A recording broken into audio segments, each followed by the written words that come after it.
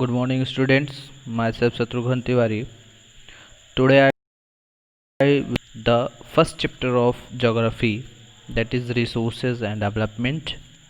It means संसाधन एवं विकास.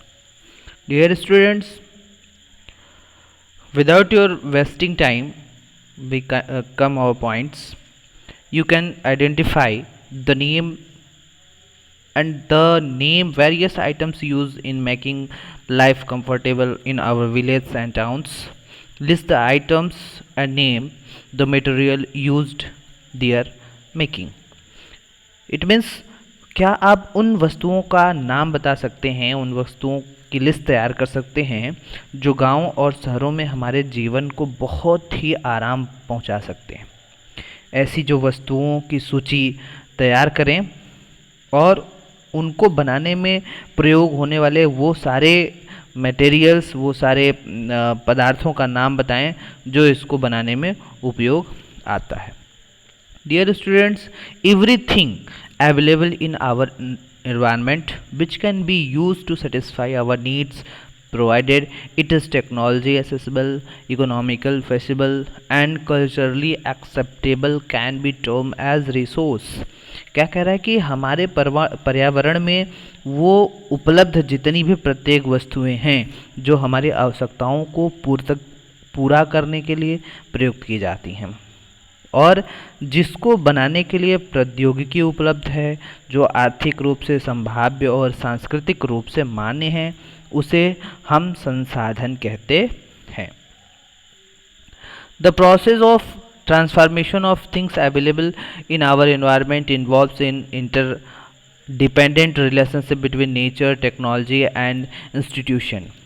कह रहा है कि हमारे पर्यावरण में उपलब्ध जो भी वस्तुएं हैं वो उनका जो रूपांतरण किया वो का प्रोसेस है वो प्रकृति, प्रौद्योगिकी और संस्थाओं के पारस्परिक क्रियात्मक संबंध से निहित है. जैसे ये वाला फिगर आप देखें तो ये नेचर है, ये टेक्नोलॉजी है, इंस्टीट्यूशन है, ये त्रिकोणीय रूप से एक रिलेशनशिप है, independent relationship between nature, technology and institution. ये आप फिगर देखेंगे तो इस फिगर में आपको दिख रहा है कि ये बीच में ह्यूमन बींग है और ह्यूमन बींग फिजिकल एनवायरनमेंट यानी नेचर से भी जुड़ा हुआ है, टेक्नोलॉजी से भी जुड़ा हुआ है और इंस्टीट्यूशन से भी जुड़ा हुआ है. नेक्स्ट क्या कह रहा है, human beings interact with nature through technology and create institution to accelerate their economic development. कह रहा है कि जो मानव है वो प्रौद्योगिकी द्वारा प्रकृति के साथ क्रिया करता है और अपने आर्थिक विकास की गति को बहुत तेज़ी से आगे बढ़ाने के लिए संस्थाओं का निर्माण करता है. Do you think that resources are free gift of nature as is assumed by many? कह रहा है कि क्या आप भी अन्य बहुत से लोगों की तरह संसाधनों को प्राकृतिक उपहार समझते हैं? ऐसा नहीं है. They are not. ऐसा नहीं है. Resources are a function of human activities. जो संसाधन है वह मानवीय क्रियाओं का परिणाम है. Human beings themselves are essential component of resources. जो मानव है स्वयं वह स्वयं संसाधनों का महत्वपूर्ण हिस्सा माना जाता है. Human beings themselves are essential component of resources. They transform material available in our environment into resources and the use them. These resources can be classified in the following ways. कह रहा है कि जो भी ये पर्यावरण हैं, ये पर्यावरण में पाए जाने वाले जितनी भी पदार्थ हैं, जितने भी मटेरियल्स हैं, उनको संसाधनों में परिवर्तित किया जा सकता है या करते हैं तथा उन्हें प्रयोग करते हैं. इन संसाधनों का जो क्लासिफिकेशन किया गया, क्लासिफाइड किया गया, वर्गीकरण किया गया, वो निम्न तरीके से किया गया. पहला क्या कह रहा है, on the basis of origin. Origin मतलब होता है उत्पत्ति. On the basis of origin, उत्पत्ति के आधार पर इसे दो तरीके से बांटा गया, बायोटिक और अबायोटिक, यानी जैविक और अजैविक, जैव और अजैव. दूसरा है on the basis of exhaustibility. Exhaustibility मतलब होता है समाप्यता, यानी समाप्यता के आधार पर रिन्यूएबल और नॉन रिन्यूएबल. रिन्यूएबल मतलब होता है नवीकरणीय और जो नॉन रिन्यूएबल होता है उसे कहते हैं अनवीनीकरण, यानी जो नवीनीकरण जिसका किया जाए और जिसका नवीनीकरण न किया जाए। तो तीसरा है C, on the basis of ownership. Ownership मतलब होता है स्वामित्व, यानी स्वामित्व के आधार पर यह कितने तरीके से बटा, इंडिविजुअल व्यक्तिगत, और कम्युनिटी यानी सामुदायिक, नेशनल राष्ट्रीय, और इंटरनेशनल यानी कि अंतर्राष्ट्रीय। और डी वाला क्या है, on the basis of status of development. या डेवलपमेंट मतलब क्या होता है, विकास, यानी विकास के स्तर के आधार पर कितने तरीके से बताइए, potential, developed, stock and reserve, यानी संभावी, पोटेंशियल मतलब संभावी, डेवलप मतलब विकसित, स्टॉक मतलब भंडार, और संचित मतलब ये रिजर्व मतलब संचित। ठीक, ये रिसोर्सेज के जो ये फिगर 1.2 दिया गया है, इसको भी आप आराम से देख लीजिएगा, जो दिक्कत हो गया आप हमसे पूछ सकते हैं। नेक्स्ट आइए देखते हैं एक्टिविटी। एक्टिविटी में क्या है कि identify at least 2 resources from each category. कम से कम हर कैटेगरी के दो हमें क्या संसाधनों का जो पहचान करना है, एक्टिविटी आइडेंटिफाई करनी है कि प्रत्येक जो भी संवर्ग हैं, जो भी कैटेगरी है, उसके कम से कम दो संसाधनों की पहचान करें। टाइप्स ऑफ रिसोर्सेज क्या कह रहा है कि संसाधनों के प्रकार, on the basis of origin, उत्पत्ति के आधार पर। पहला क्या है, बायोटिक, और दूसरा अबायोटिक। बायोटिक क्या होता है, बायोटिक होता है कि these are obtained from biosphere and have life such as human beings, flora and fauna, fisheries, livestock etcetera. कह रहा है कि इन संसाधनों की प्राप्ति जो है वो कहाँ से मिली हमको, बायोस्फीयर से, यानी जीव मंडल से मिली है। इनमें जैसे जीवन व्याप्त होता है, जैसे मनुष्य है, वनस्पतियाँ हैं, प्राणी जात है, मत्स्य हैं, मछलियाँ हैं, और पशुधन है। ऐसे ये सारे जीवन कहाँ से पाते हैं हम, बायोस्फीयर से हमें प्राप्त होता है। नेक्स्ट है अबायोटिक रिसोर्सेज। अबायोटिक मतलब अजैव संसाधन। All these things which are composed of non living things are called abiotic resources. For example rocks and metals. वे सारे संसाधन जो निर्जीव वस्तुओं से बने होते हैं, जैसे उसे हम क्या कहते हैं, अजैव संसाधन कहते हैं। जैसे क्या है कि रॉक्स है, मेटल्स हैं, है ना, चट्टाने हैं और धातुएं हैं।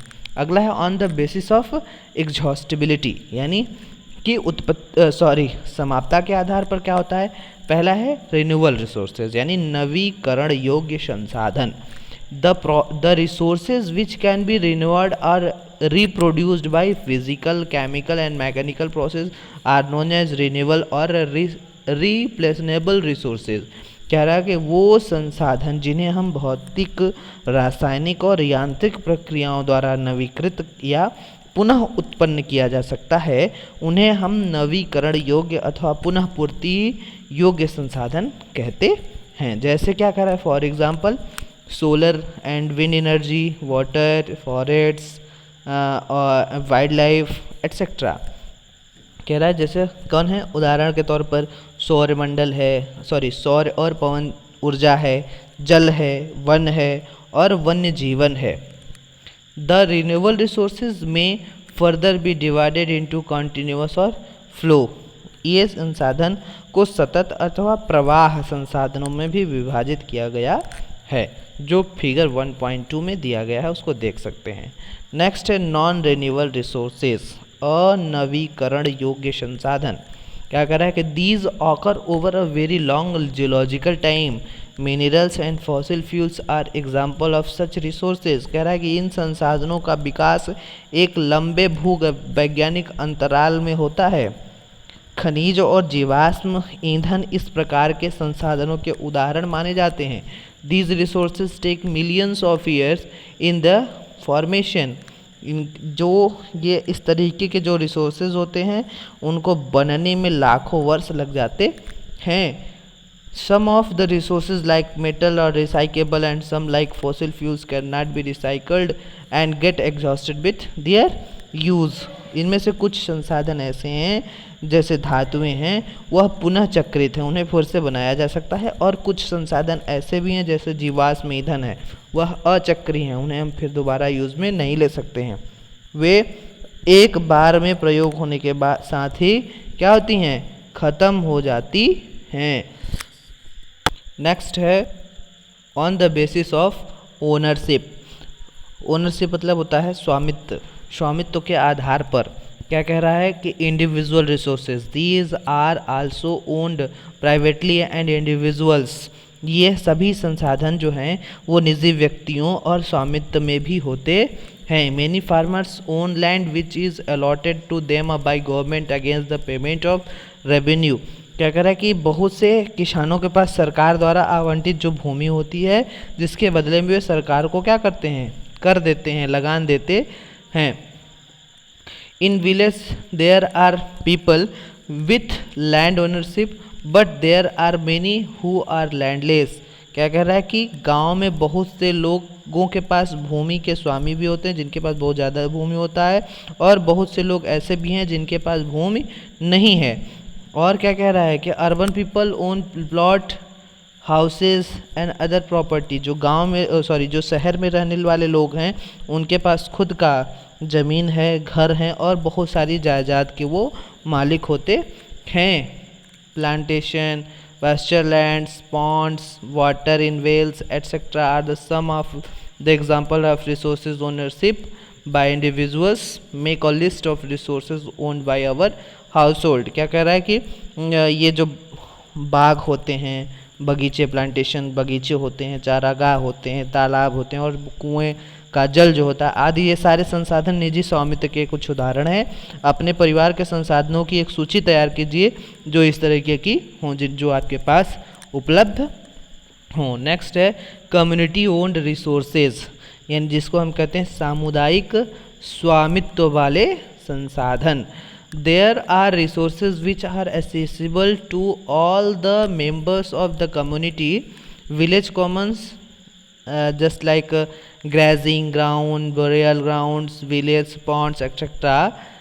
Public parks, picnic spots, and that type of another types of playgrounds in urban areas are de facto accessible to all the people living there. क्या कह रहा है कि ये संसाधन जो सामुदायिक के सभी सदस्यों के पास उपलब्ध होते हैं, गांव के जो शामिलात भूमि होती है जो जिसमें सभी लोग अपना काम करते हैं, जैसे चारण भूमि है, जहाँ शमशान भूमि है, जहाँ तालाब है, और जो नगरीय क्षेत्रों में सार्वजनिक पार्क है, पिकनिक स्थल है और खेल के मैदान है, वहाँ रहने वाले सभी लोगों के लिए उसके लिए उपलब्ध होते हैं। नेक्स्ट क्या कर रहा है, रिसोर्सेज, नेशनल रिसोर्सेज, राष्ट्रीय संसाधन, नेशनल रिसोर्सेज, राष्ट्रीय संसाधन। क्या कह रहा है, technically all the resources belong to the nation.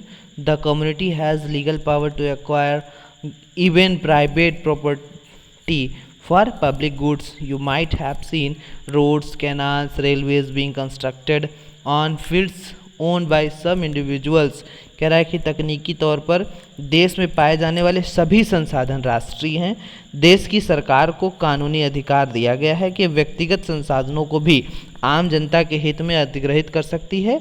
आपने देखा भी होगा जैसे सड़कें हैं, नहरें हैं और रेल लाइनें हैं, व्यक्तिगत स्वामित्व के वाले खातों में बनी हुई हैं। नेक्स्ट क्या कर रहा है, urban development authorities get improved by the government to acquire land, all the minerals, water resources, forests, wildlife, land within the political boundaries are and oceanic area up to 12 nautical miles, that is 19.2 kilometer from the coast, termed as a territorial water and resources therein belong to the nation. क्या कह रहा है कि जो शहरी विकास का प्राधिकरणों में को सरकार की जो ने भूमि अधिग्रहण का अधिकार दिया हुआ है, सारे खनिज पदार्थ, जल संसाधन, वन्य जीवन, राजनीतिक सीमाओं के अंदर सारी भूमि और जो 12 समुद्री मील है, जिसे हम 19.2 किलोमीटर के को भी कह सकते हैं, 12 समुद्री मील को भी हम 22.2 किलोमीटर भी कह सकते हैं, तक महासागरीय क्षेत्र व इनमें पाए जाने वाले संसाधनों को राष्ट्र की संपदा कहा जाता है। अगला है international resources. International resources, there are international institutions which regulate some resources. The organic resources beyond 200 kilometers of exclusive economic zone belong the open ocean, and no individual country can utilize these without the concurrence of international institution. कह रहा है कि कुछ अंतर्राष्ट्रीय संस्थाएं संसाधनों को नियंत्रित करती हैं जो तट की रेखा है से उस तट की रेखा से 200 समुद्री मील दूरी, जिसे हम क्या कहते हैं, एक्सक्लूसिव इकोनॉमिक जोन, हिंदी में इसको कहते हैं अपवर्जक आर्थिक क्षेत्र। एक्सक्लूसिव इकोनॉमिक जोन को हम हिंदी में कहते हैं अपवर्जक आर्थिक क्षेत्र से परे, यानी उससे अलग पूरे जितने भी खुले महासागरीय संसाधनों पर किसी देश का अधिकार नहीं होता है। इन संसाधनों को अंतर्राष्ट्रीय संसाधनों की सहमति के बिना उपयोग नहीं किया जा सकता है। यह है do you know that India has got the right to mine manganese nodules from the bed to the Indian oceans from that area which line beyond the exclusive economic zone. Identify some other resources which are international in nature. क्या कर रहा है कि क्या आप जानते हैं कि भारत के पास जो एक्सक्लूसिव इकोनॉमिक जोन है उसमें जो अपवर्जक आर्थिक क्षेत्र है से दूर हिंद महासागर की तलहटी में जो मैगजीन ग्रंथियों का खनन करने का अधिकार प्राप्त है, ऐसे कुछ अन्य अंतर्राष्ट्रीय संसाधनों की पहचान आप कर सकते हैं। अगला है on the basis of the status of development, यानी विकास के स्तर के आधार पर। Potential resources which are found in a region but have not been utilised. For example the western part of India, particularly Rajasthan and Gujarat, have enormous potential for the development of wind and solar energy, but so far these have not developed properly. क्या कह रहा है कि जो potential resource, जो संभावी संसाधन है, यह वे संसाधन होते हैं जो किसी प्रदेश में विद्यमान होते हैं परंतु इनका उपयोग नहीं किया गया होता है। अगर हम उदाहरण के तौर पर देखें तो भारत के पश्चिमी भाग में जो पर्टिकुलरली विशेषकर राजस्थान और गुजरात में जो पवन और सौर ऊर्जा का संसाधन है वो बहुत अधिक मात्रा में अपार उसकी संभावनाएं हैं, परंतु इसका सही ढंग से विकास नहीं हुआ है। नेक्स्ट है डेवलप्ड रिसोर्सेज, मतलब इसको हिंदी में क्या कहते हैं, विकसित संसाधन। Resources which are surveyed and their quality and quantity have been determined for utilization. The development of resources depend on technology and level of their feasibility. कह रहा है कि वे संसाधन जिनका सर्वेक्षण किया जा चुका है, सर्वेट किया जा चुका है और उनके उपयोग की गुणवत्ता की मात्रा भी निर्धारित की जा चुकी है, विकसित संसाधन कहलाते हैं। ऐसे जो संसाधन होते हैं जिनका सर्वेक्षण किया गया हो, जिनकी गुणवत्ता की मात्रा निर्धारित कर दी गई हो, उसे हम विकसित संसाधन डेवलप्ड रिसोर्सेज कहते हैं। संसाधनों का विकास प्रौद्योगिकी और उनकी संभाव्यता के स्तर पर निर्भर करता है। नेक्स्ट है stock, material in the environment which have the potential to satisfy human needs, but human beings do not have the appropriate technology to assess these and are including among stock. For example, water is a component of two inflammable gases, hydrogen and oxygen, which can be used as a rich sources of energy, but we do not have the required technical know how to use them for this purpose, hence it can be considered as stock. क्या कर रहा है, stock मतलब भंडार होता है, यानी पर्यावरण में उपलब्ध जो वे पदार्थ हैं जो मानव की आवश्यकताओं की पूर्ति कर सकते हैं परंतु उनको उपयुक्त प्रौद्योगिकी के अभाव में उसकी पहुंच से बाहर होते हैं, भंडार की श्रेणी में आते हैं। अगर उदाहरण लें तो जैसे जल में दो गैसें पाई जाती हैं, हाइड्रोजन और ऑक्सीजन। इसका यौगिक है, हाइड्रोजन ऊर्जा का मुख्य स्रोत बन सकता है परंतु इस उद्देश्य से इसका प्रयोग करने के लिए हमारे पास उन्नत तकनीकी का ज्ञान नहीं है। नेक्स्ट है रिजर्व्स मतलब होता है संचित। Reserves are subset of the stock which can be put into use with the help of existing technical know-how but their use has not been started. This can be used for meeting future requirements. River water can be used for generating hydrochloric power, but presently it is being utilized only to a limited extent. Thus the water in the dams, forests, etc. is a reserve which can be used in the future. कह रहा है कि यह संसाधन भंडार का ही हिस्सा है जिन्हें उपलब्ध तकनीकी ज्ञान की सहायता से प्रयोग में लाया जा सकता है, परंतु इनका उपयोग अभी आरंभ नहीं हुआ है. इनका उपयोग भविष्य में आवश्यकता पूर्ति के लिए किया जा सकता है. नदियों के जल को विद्युत पैदा करने में प्रयुक्त किया जा सकता है, परंतु वर्तमान समय में इसका उपयोग सीमित पैमाने पर ही हो रहा है. इस प्रकार बांधों में जल, वन आदि संचित कोष है जिसका उपयोग भविष्य में किया जा सकता है. अब आता है activity. Prepare a list of stock and reserve resources that you can familiar with from your local areas. कह रहा है कि आपने आसपास के क्षेत्र में पाए जाने वाले जो भंडार हैं और जो संचित कोष हैं उनके संसाधनों की एक सूची तैयार करिए, है ना. अब आगे हम जो है इसके आगे जो भी होगा वो नेक्स्ट में हम आपको बताएंगे नेक्स्ट पार्ट में. Thank you. Have a nice day.